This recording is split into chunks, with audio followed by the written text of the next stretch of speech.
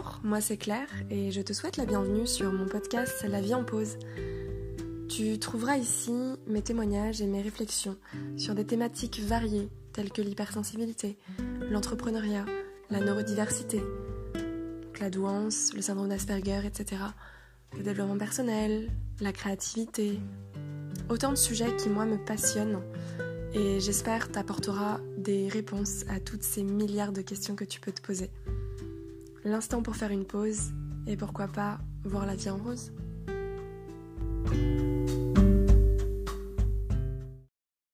Non mais Claire, arrête de tout complexifier, c'est pas possible, tu complexifies tout. Salut à toi. Bon, du coup, tu l'as compris, on va parler de la complexité versus la simplicité. Vaste sujet, encore. Vaste sujet. Alors, c'est pareil, je vais partir dans des réflexions. Je n'ai absolument pas du tout préparé ce podcast, à peu près comme d'habitude. Je ne sais pas combien de temps ça va durer. Encore une fois, ce n'est que mon avis personnel, des réflexions personnelles. Il n'y a pas de vérité à prendre là-dedans. Tu te feras ton propre avis là-dessus. Tu vas voir qu'il y aura peut-être sûrement encore des questions qui en suspens.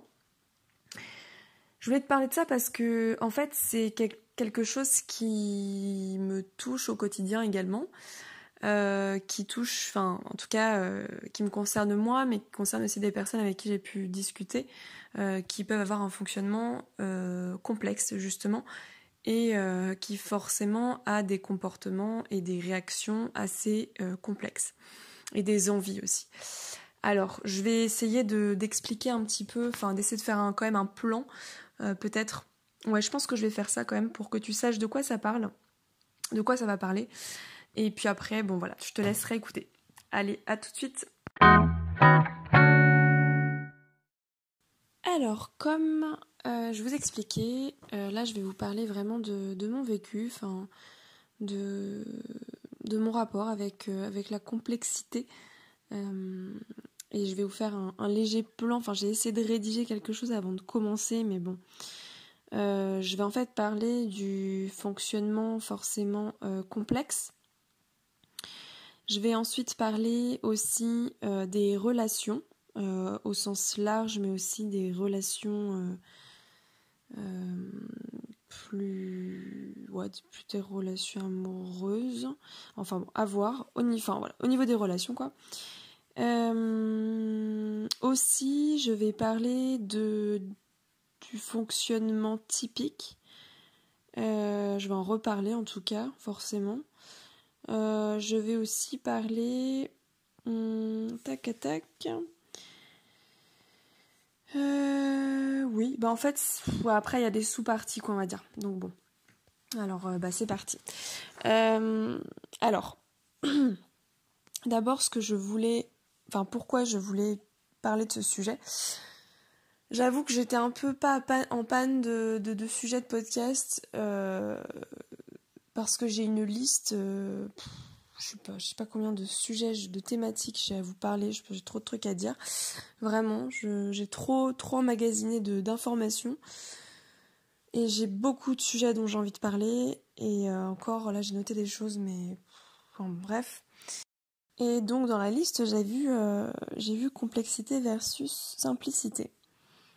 Et je sais pas, je me suis sentie en tout cas portée par ce sujet ce soir, particulièrement parce que en fait c'est quelque chose qui est très très présent dans ma vie. Enfin c'est juste ma normalité. Voilà, en fait, si je peux parler de normalité, oui c'est ma normalité.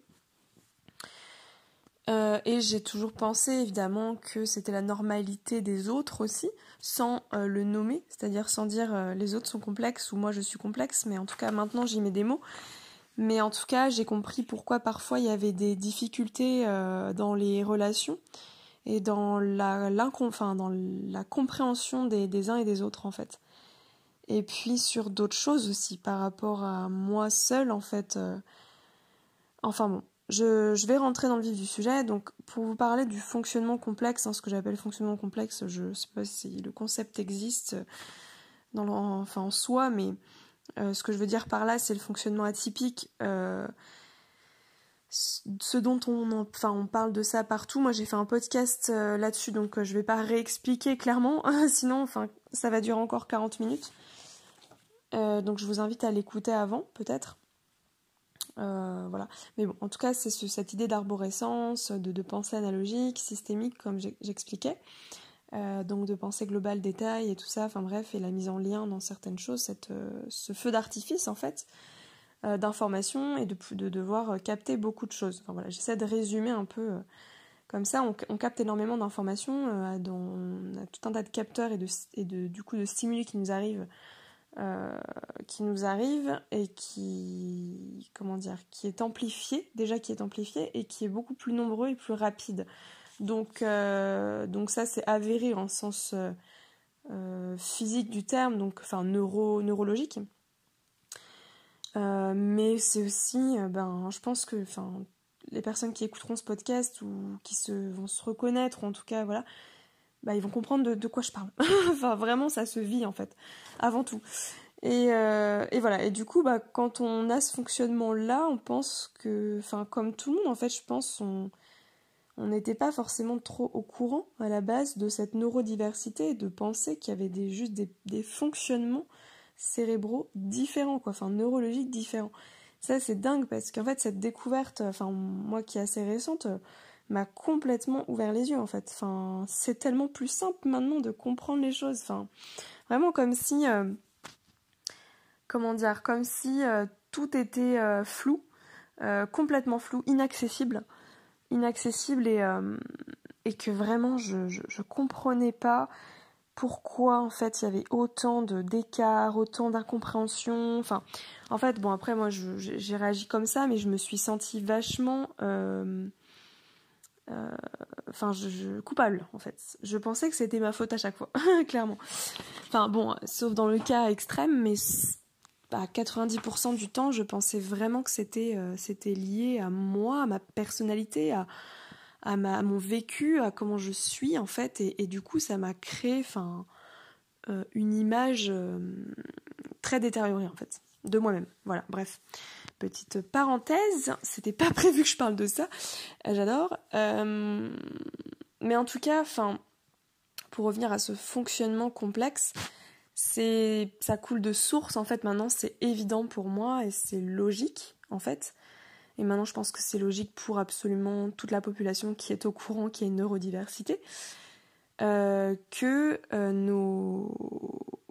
notre fonctionnement va commander, en fait, en quelque sorte, les aspects cognitifs, sensoriels, émotionnels, en fait, tous nos comportements et nos réactions et tout ce qui découle en fait de tout ça est forcément lié d'abord à un fonctionnement qui reçoit et qui traite les informations, et ensuite, c'est mon avis encore là-dessus, mais j'y trouve de la logique en tout cas, et ensuite il y a des comportements, etc. Je veux dire, on s'adapte à l'environnement dans lequel on va vivre, dans notre conditionnement, dans tout ce qui nous entoure et tout ce qui nous a éduqués, tout notre acquis en fait. Et du coup, on s'adapte en fonction de notre fonctionnement. En fait, pour moi, le fonctionnement, c'est quelque chose d'inné. C'est ce qui fait qu'on est comme ça. Et ensuite, il y a l'acquis. D'où, pour moi, l'acquis, c'est vraiment... Alors, je sais pas, je pense à voix haute, là, ça se trouve demain, je vais penser tout à fait autre chose, et voilà. Mais pour moi, là, dans l'instant, l'acquis, je me dis que c'est vraiment ça qui crée aussi la différence et la richesse, en fait, dans cette catégorie de fonctionnement, si vous voulez, dans ce spectre atypique, où on peut trouver les hauts potentiels. C'est vrai c'est un peu un fourre-tout le truc. On dit le mot atypique, mais en même temps c'est compliqué aussi de trouver les bons mots pour ça, étant donné que c'est aussi des découvertes assez récentes en fait. Donc il y a encore énormément de choses à découvrir, et on en est qu'au début. Franchement, à l'échelle humaine, c'est juste... Bon, vous avez compris quoi, c'est rien, c'est une poussière en fait. Donc voilà, je me suis perdue dans ma pensée. Ok. Ouais, en fait, j'étais pas partie si loin que ça. Bon, en gros, voilà, c'est pour moi, voilà, l'acquis en tout cas serait cette, ferait notre différence et notre unicité aussi propre par rapport aux autres individus.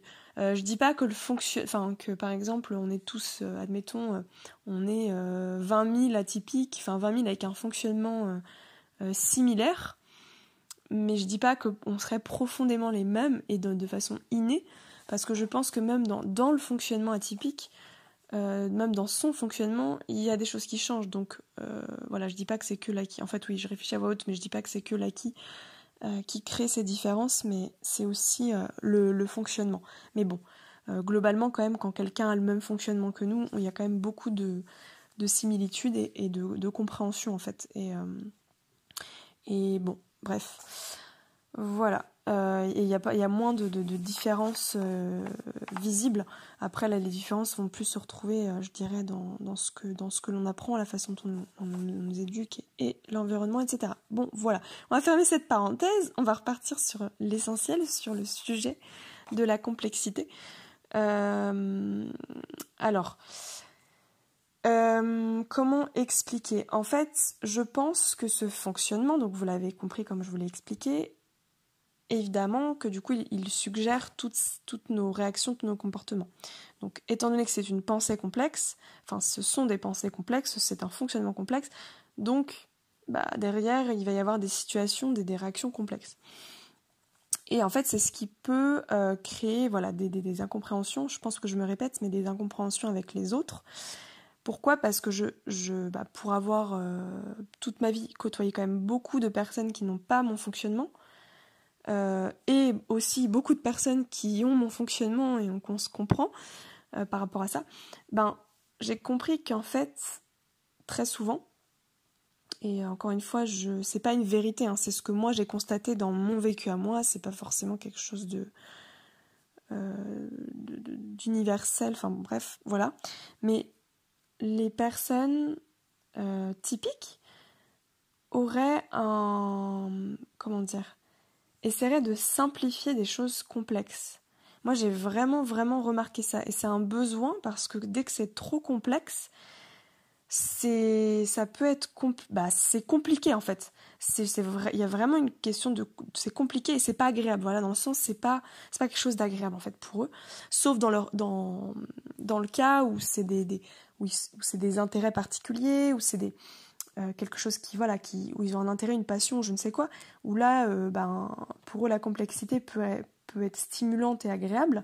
Mais ce que je veux dire, c'est qu'à partir du moment où des fois il faut trop réfléchir, trop se complexifier, souvent sur des choses simples d'ailleurs de la vie, eh bien, c'est compliqué. C'est pas, dans le sens, c'est difficile pour eux en fait.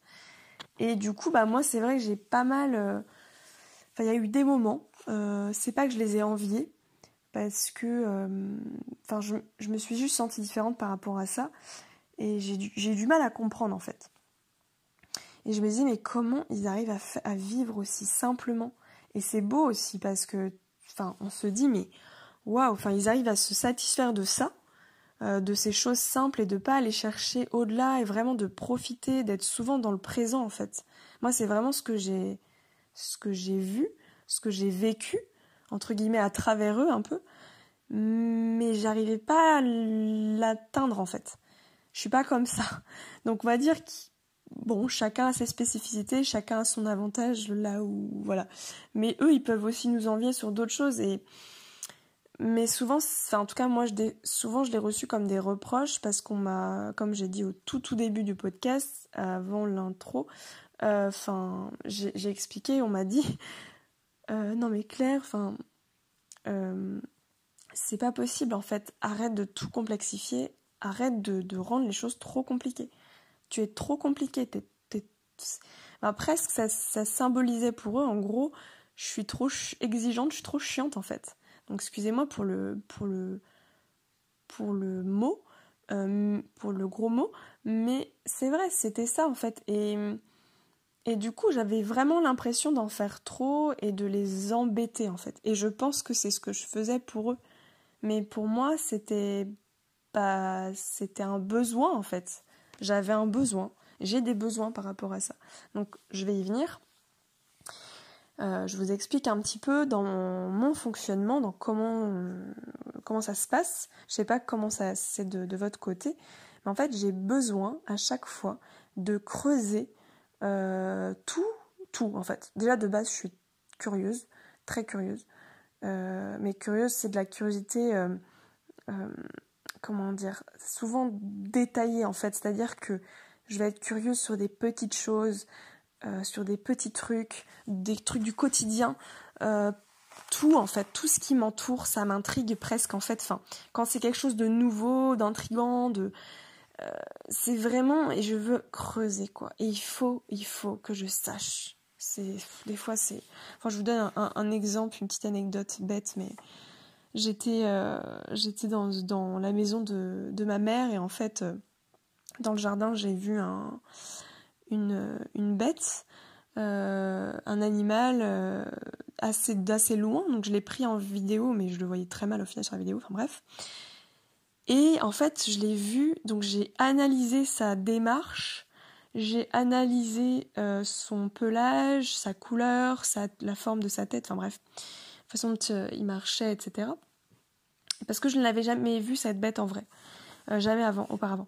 Donc du coup, ça m'a complètement fascinée et j'étais complètement folle de voir ça et j'ai commencé à prendre mon téléphone, voilà, à filmer, j'étais waouh, c'est quoi ce truc et tout.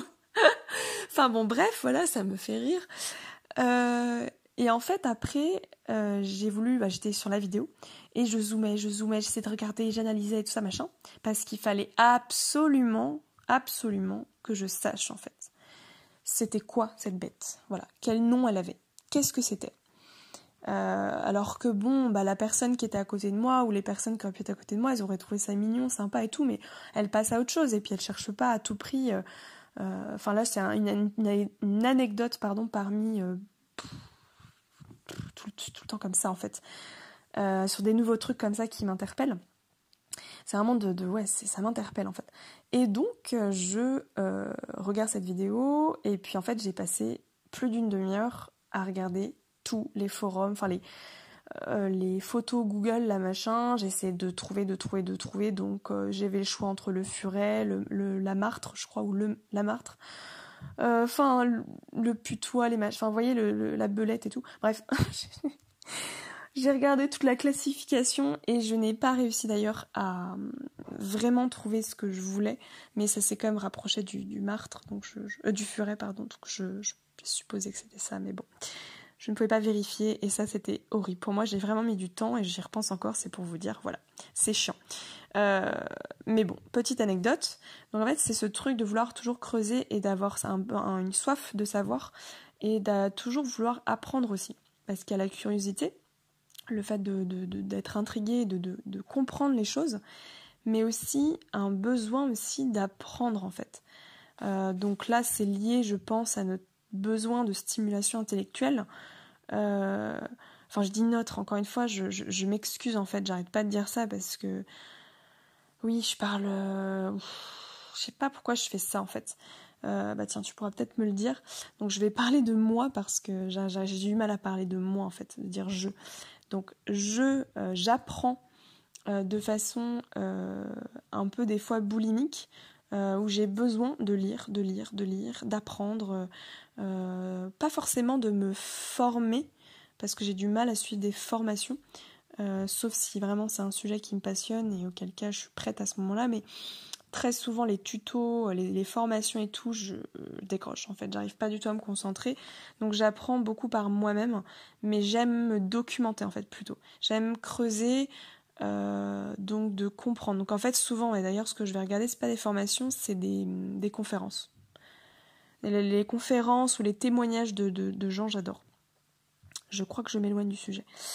Bref, ce besoin de comprendre en fait, et voilà, de savoir et de comprendre. Et du coup ça c'est aussi quelque chose que j'avais depuis toute petite, de comprendre alors ça je sais pas aussi, c'est une spécificité, mais fascinée par le monde qui m'entoure, le monde physique, ouais, voilà, le monde physique, et du coup de comprendre comment ça marche en fait. Donc j'analysais, je jouais avec les insectes, je faisais des collections de... Oh, ça me dégoûte maintenant, mais de gendarmes là. Je décortiquais les vers de terre, Qu'est-ce que je faisais aussi Ah oui, j'arrêtais pas d'analyser les fourmis, je pouvais passer ça des minutes entières, enfin des heures à regarder des fourmis, enfin bref, voir comment ça fonctionnait. Voilà ce monde un peu terrestre là, enfin animal, besoin de comprendre en fait le monde qui m'entourait. Donc ça a toujours été et toujours besoin de démêler aussi. En fait, alors ça, je vais donner un exemple. Désolée, je pars vraiment dans tous les sens là, mais bon. Enfin, je dis m'excuse, mais en même temps, je peux pas faire autrement. En fait, voilà. Je suis comme je suis. Je vais peut-être un jour réussir à l'assumer. Besoin de démêler, en fait, les choses. Je donne un exemple dans les séries ou dans les films. Enfin voilà, quand je regarde des séries ou des films, j'ai toujours besoin de regarder enfin, très souvent je suis attirée par des films à intrigue en fait, à suspense ou des choses comme ça, ou des trucs psychologiques, voilà. Psychologique, intense, émotion, là. C'est un peu les mots clés sur Netflix, j'adore. Je crois que je les ai toutes vues ces séries-là. Et parce qu'il y a ce truc où on démêle en fait. Et on est là on se met dans la peau du flic ou je ne sais quoi, de l'enquête, du truc. Et c'est vrai que j'aime bien parler de Sherlock Holmes parce que comme j'en ai parlé dans mes précédents audios, je parlais du caméléon intuitif dans la peau de Sherlock Holmes. C'est vraiment ça, enfin le côté hyper analytique, de toujours tout observer, d'essayer de comprendre. Enfin vraiment c'est une passion quoi. C'est vraiment une passion de... Enfin j'appelle une passion mais c'est stimulant en fait. C'est un plaisir en fait de faire ça. Et j'adore regarder des séries comme ça pour essayer de deviner en fait. Et bon, je suis souvent déçue, quoique là les dernières séries que j'ai vues, j'étais contente parce que j'ai été surprise en fait dans le sens où j'ai essayé de deviner et je n'ai pas toujours eu la réponse.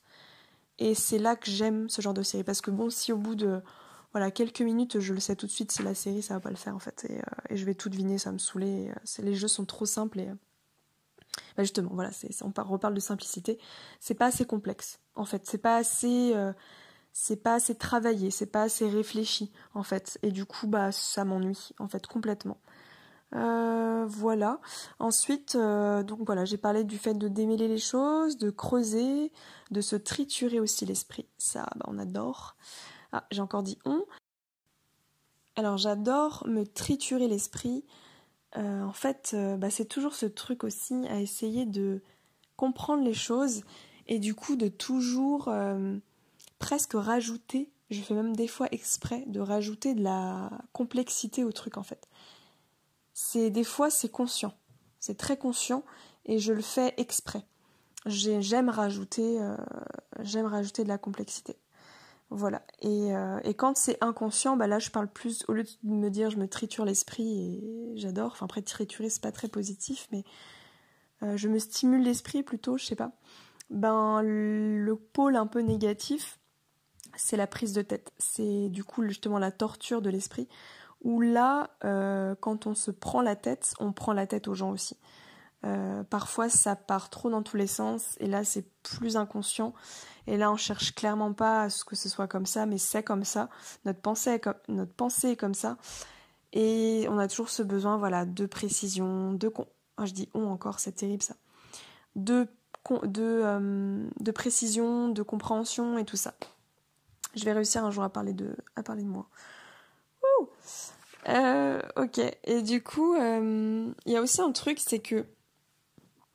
Enfin, ça expliquerait pourquoi je vais naturellement vers des relations profondes. En fait, c'est même pas naturellement, c'est genre obligatoire, en fait. C'est pas possible autrement. Enfin, ça l'a été. C'est possible dans le sens où j'ai la capacité d'avoir des relations pas profondes ou en tout cas globales. Enfin, je sais pas comment... mot superficiel, c'est pas... Enfin, simple, voilà. Je pourrais, en fait, j'ai la capacité de faire des relations simples. Mais c'est... Là, en fait, c'est ça qui est marrant, c'est que du coup, tout ce qui est simple pour moi est compliqué. Vous voyez, c'est pas quelque chose d'agréable. Et pour quelqu'un de simple, le fait de compliquer les choses, c'est difficile pour eux, c'est pas agréable. Donc voilà. Donc en fait, c'est vraiment cette recherche pour eux de simplifier les choses compliquées et de nous de les complexifier. Et j'ai encore dit nous. Bon, c'est pas grave, vous allez pas m'en vouloir. J'arrive pas. ça viendra un jour et au pire, bon, c'est comme ça. Je crois que j'ai besoin de m'inclure dans un groupe. Et je me dis que si vous écoutez ces podcasts, c'est que vous devez peut-être ressentir la même chose que moi. Donc, je sais pas. C'est une déformation. En tout cas, voilà, ce truc, c'est ça en fait. C'est enfin, tout ce que je vous dis là, hein, je réfléchis totalement à voix haute. J'ai pris quelques notes du coup là en attendant, mais c'est vraiment ce truc. Enfin, je réalise en fait vraiment ce truc où tout ce qui est simple en fait, c'est compliqué pour moi quoi. C'est compliqué, surtout dans les interactions sociales. J'arrive pas en fait. Enfin, parce que je pense que je suis trop attirée par ce besoin de profondeur et de chercher un lien direct avec la personne, mais pas dans sa surface en fait, dans quelque chose de trop en surface. Moi je veux rentrer tout de suite dans la profondeur en fait de la relation. Alors je peux, au niveau amical, professionnel, tout en fait. Si je n'ai pas ce lien-là, je ne comprends pas la personne et c'est trop. Il y a une espèce d'énorme mur entre nous et je ne peux pas tout saisir et soit je m'ennuie, soit je ne comprends pas, soit ça ne me plaît pas, soit c'est difficile. Et dès qu'il y a ce lien de profondeur qui est beaucoup plus fluide, beaucoup plus facile pour moi, mais complètement en fait, parce que c'est comme si ça rentrait tout de suite en résonance avec moi, comme si on était sur la même vibration, le même plan. Là tout de suite c'est simple, c'est super simple en fait, dans le sens c'est agréable, c'est facile, dans le sens facile. Et voilà, et du coup ce besoin de relation profonde, je pense qu'aussi c'est mon côté philosophe. Alors j'ai un peu mis des mots dessus dernièrement. J'ai toujours été intéressée par la philosophie, en fait, dans mes études, dans mes recherches, dans mes lectures aussi. En fait, je me suis rendu compte que oui, en fait, naturellement, j'avais pas mis de mots dessus, encore une fois, c'est plutôt des gens qui me l'ont dit. Me dire, oh là là, t'es vraiment une pensée philosophique à chaque fois. Je comprenais pas d'ailleurs quand on me disait ça, mais j'ai compris maintenant ce que ça voulait dire. Et oui, d'accord, ok, bon oui. Et en fait, j'ai toujours été comme ça depuis petite.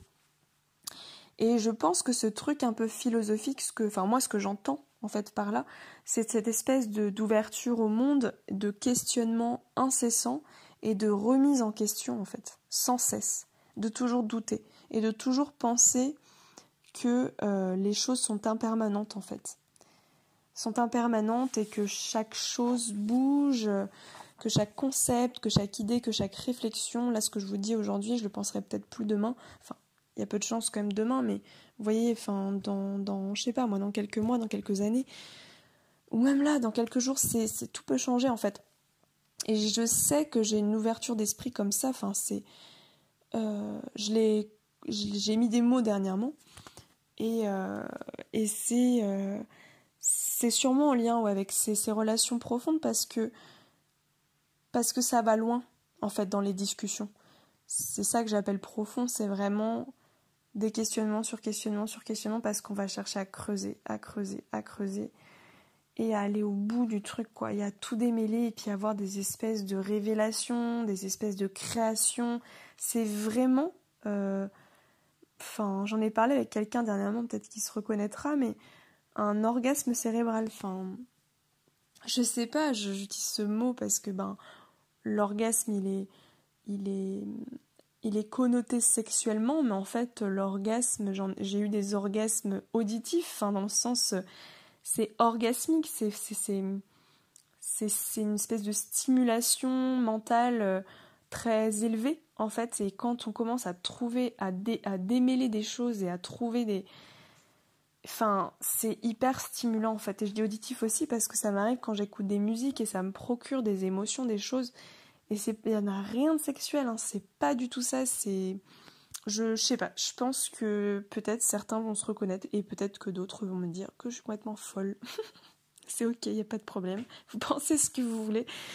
Mais peut-être voilà, que vous avez aussi ressenti ces choses-là dans d'autres choses. Mais en tout cas, il y a vraiment ce besoin... ouais, cette recherche de stimulation intellectuelle, quoi, clairement.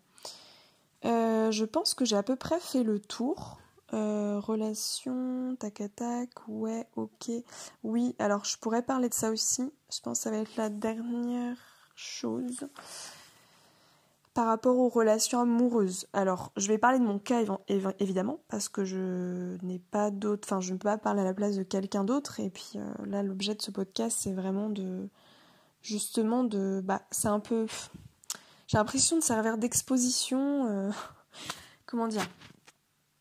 Bah, c'est un témoignage en fait, c'est un témoignage, c'est vraiment le mot, c'est vraiment ça, c'est le fait de témoigner, mais j'ai vraiment l'impression de servir de cobaye, un peu d'exposition pour pouvoir, pour que les gens puissent comprendre certaines choses en fait.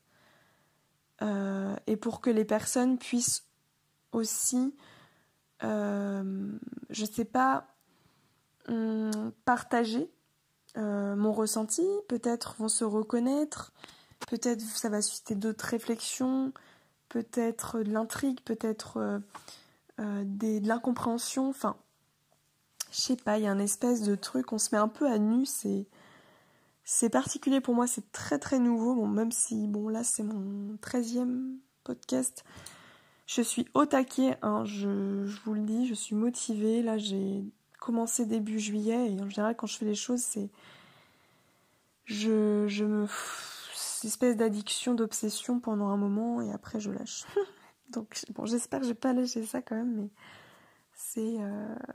derrière, il y a quand même le gros désir de partage, et je suis très contente de réussir à faire ça. Parenthèse fermée.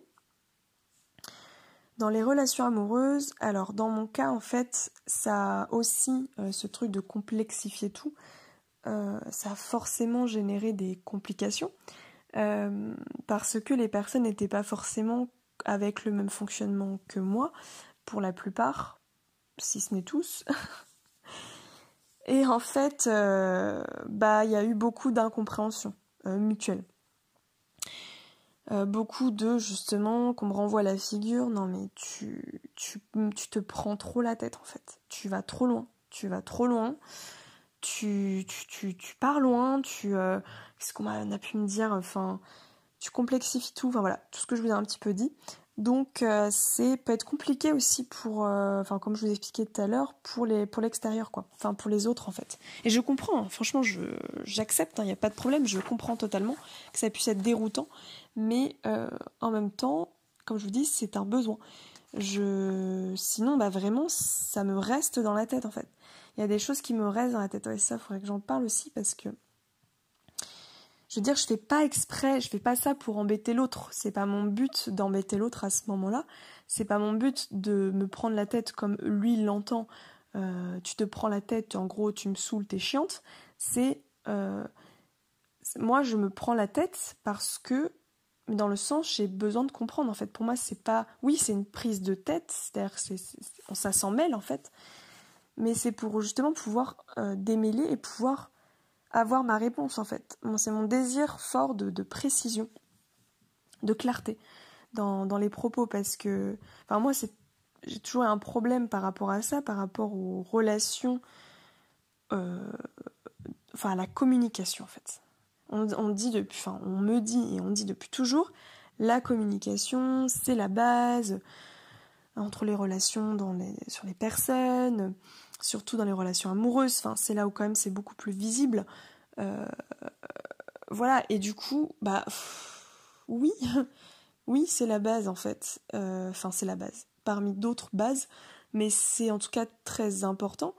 Et quand on n'arrive pas à communiquer, quand on ne peut pas être soi-même, quand on ne peut pas, quand on est bloqué, quand on ne se comprend pas, c'est vraiment, vraiment douloureux en fait. Ça crée ça crée beaucoup de conflits et enfin, je trouve plus mes mots, mais bon, bref. Mais, et du coup, en tout cas, pour ma part, moi, j'ai beaucoup travaillé là-dessus par rapport à comment communiquer déjà avec les autres. Mais pour ça, j'avais absolument besoin de me comprendre moi, oui, mais de comprendre les autres, en fait. Pourquoi je n'arrivais pas tant à les comprendre, quoi. Et donc j'ai depuis maintenant, depuis le début de mes études, donc j'ai fait des études en communication. Ah, c'est gros hasard. J'avais pas conscience de ça avant, bien entendu. J'ai pas dit tiens, j'ai des difficultés en communication, je vais faire ça. Non, j'ai dit tiens, ça m'intéresse parce que la photo m'intéresse, etc. Photographie, parce que voilà, bref. Et donc je me mets dans cette filière-là. Et en fait, ça m'a permis de comprendre déjà beaucoup de paramètres dans la communication, au sens théorique et large. C'était une licence à la fac, donc information, communication, etc. Mais tout de même, ça m'a appris énormément. Ça m'a appris aussi à me méfier de tout ce qui était publicitaire, enfin bref, tout le marketing et tout ça là. Bon, je vais pas parler de ça. Voilà, et ensuite j'ai fait aussi des études mais j'en ai déjà parlé dans d'autres audios pareil, je vous invite à regarder sur la communication verbale, orale, etc. Mais par exemple, dans ma formation de conseillère en images, oui, et ben en fait il y a des sections aussi spécifiques sur des thématiques de la communication non verbale, par exemple, de la communication des codes vestimentaires, puisque du coup, conseil en image, forcément, sur... Après, moi, je suis passionnée des couleurs, etc., donc bon, c'était en lien, bref. Sur la communication, aussi, au niveau des... en fait, c'est non-verbal, mais des micro-expressions, la morphopsychologie, j'ai appris aussi les outils comme l'énéagramme, le MBTI, qu'est-ce qu'il y avait aussi, enfin plein d'outils comme ça de développement personnel aussi pour me connaître moi, mais connaître les autres en profondeur. Encore ce besoin de comprendre de toute façon, mais qui est là. Mais du coup aussi, comment dire, plus me sentir aussi mal en fait face à des situations et de ne pas savoir les régler parce que je n'ai pas toutes les clés en fait. Voilà. Du coup, ça m'a en tout cas beaucoup aidé. Moi, je vous invite, en tout cas, si vraiment vous avez beaucoup de difficultés, pour ma part, je remettais tout sur moi, je culpabilisais énormément, je pensais que tout était de ma faute, etc. Tout ça, ça m'a bien permis de me déculpabiliser, en fait. Il y a des choses qui viennent de moi, de mon fonctionnement, et de voilà, mais il y a aussi des choses qui viennent de l'extérieur, et je ne suis pas coupable d'absolument tout, quoi, enfin... Et donc j'ai compris en fait les mécanismes, je comprends de plus en plus les mécanismes, qu'est-ce qui se passe, pourquoi j'arrive pas à mettre de mots sur ce que je perçois, parce que je suis très intuitive, et je suis dans autre chose, je suis dans des choses très... dans le perceptif, et non dans les mots, et dans comment dire, le rationnel, enfin vous voyez ça veut dire que je suis pas rationnelle, parce que je suis rationnelle, mais bon, je ne trouverai pas mes mots là-dessus, c'est pas grave, mais en tout cas voilà. Donc écoutez, je pense que j'ai fini. Oui, je vais terminer par ce truc. Comment ça fait de minutes? Oh purée, ça fait longtemps. Je voulais terminer par ce truc par rapport à tout ça, à toute cette complexité. Pour faire un peu un résumé, on va dire, je pense que dans dans mon fonctionnement, c'est vital en fait. La complexité me stimule. La complexité est vitale parce qu'en fait, sinon, elle m'ennuie et elle est désagréable. Et elle peut venir me provoquer des états jusqu'à aller dans la maladie, pour ne pas dire la dépression, en fait, dans l'anxiété, dans la dépression, parce que si je n'ai pas assez de complexité dans ma vie, dans le sens, pas pas dans le sens difficile, mais dans le sens, vous avez compris, je m'ennuie en fait, c'est terrible, j'ai besoin de stimulation intellectuelle, mais aussi de sensations fortes au niveau des émotions. Parce que dans mes émotions, je suis très intensive, ça se dit ?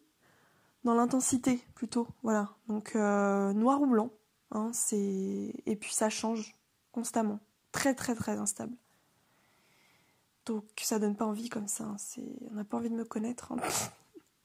Non, j'en sais rien, mais en fait, je suis pas un monstre, je le sais aujourd'hui. C'est juste que c'est différent en fait, et je sais aujourd'hui en fait, en tout cas je sais qu'il y a beaucoup de personnes qui vivent exactement la même chose que moi, enfin dans le sens les mêmes intensités, qui comprennent quand je leur parle de ça et de complexité et de ce besoin de se nourrir en fait. Vraiment je pense que c'est vraiment vital en fait pour notre équilibre de santé mentale.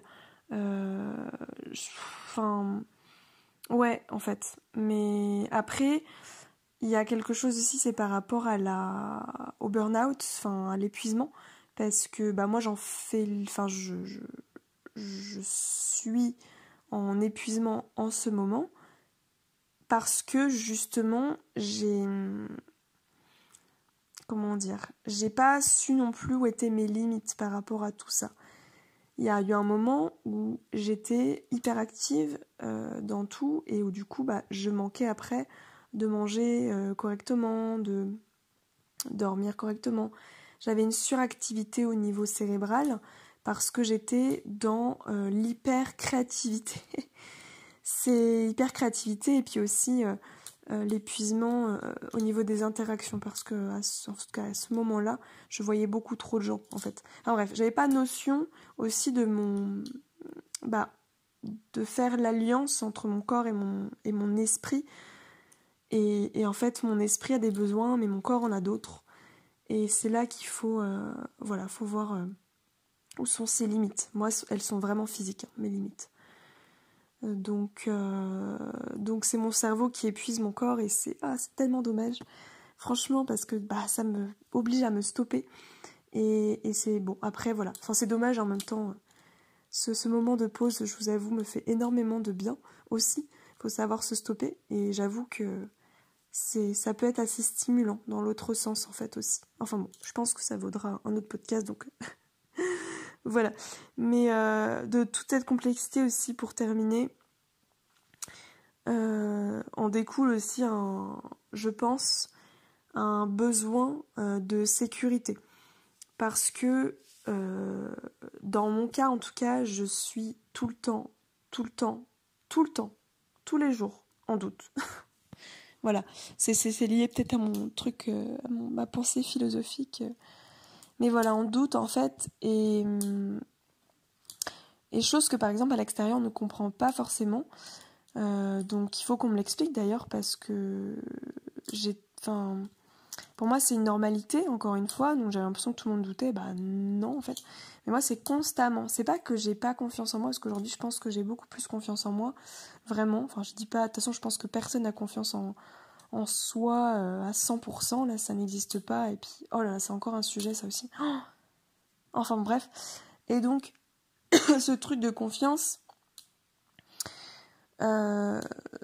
c'est que ces doutes plutôt n'est pas par rapport à ma confiance, en fait ces doutes ils sont genre normaux pour moi, c'est genre naturel, et ça peut être dangereux dans le sens où parfois je connais mes capacités, une heure après je me dévalorise parce que je ne sais plus, j'ai oublié, et ça y est, et je remets en doute, parce qu'en fait il y a une espèce de pensée.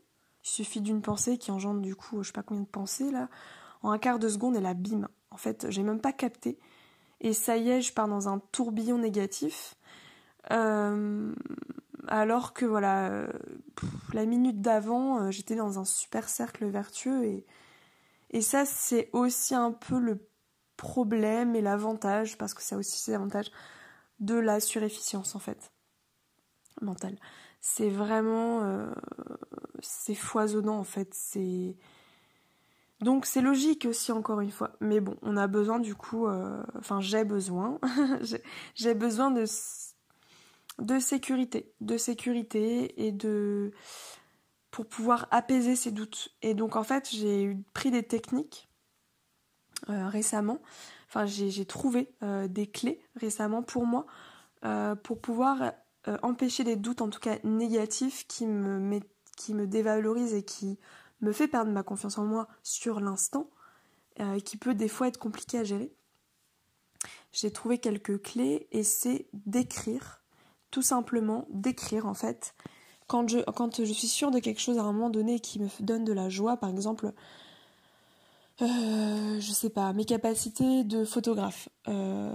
C'est lié avec le syndrome de l'imposteur, etc. Tout ça, bon bref. Je doute sur mes capacités créatives, intuitives et tout ça. Parce que quand j'ai plus de créativité, j'ai l'impression que je ne sais plus faire de photos, par exemple. Et donc là, hop là, la chute, quoi. Et en fait, ce que je fais, c'est que au moment où je me sens bien avec ça, et au moment où c'est ok, je sais ma valeur, je connais mes capacités, et je sais me rassurer, je le note en fait. Sur un cahier, sur mon téléphone, un truc facile d'accès. Et là, du coup, eh bien, je me souviens.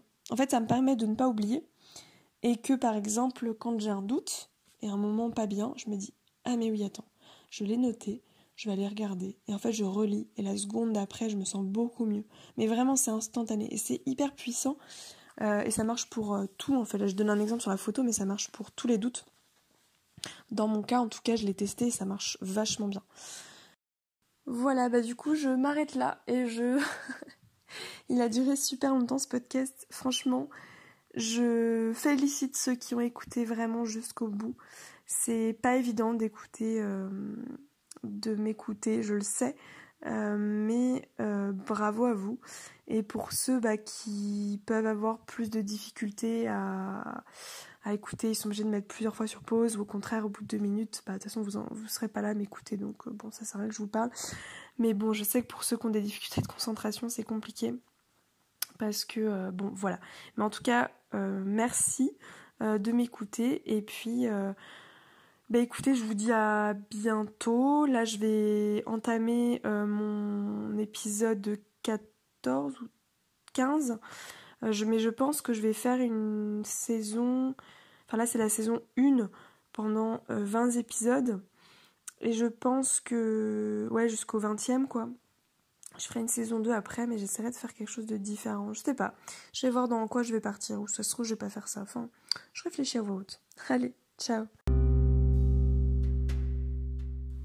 Si t'as aimé ce podcast, je te laisse me mettre un petit commentaire si c'est possible. Sinon, tu peux toujours m'envoyer un message vocal. J'ai aussi laissé mes coordonnées, mon adresse mail, mon Instagram et également l'adresse de mon blog Cocktail. Donc voilà, je te laisse me faire un retour.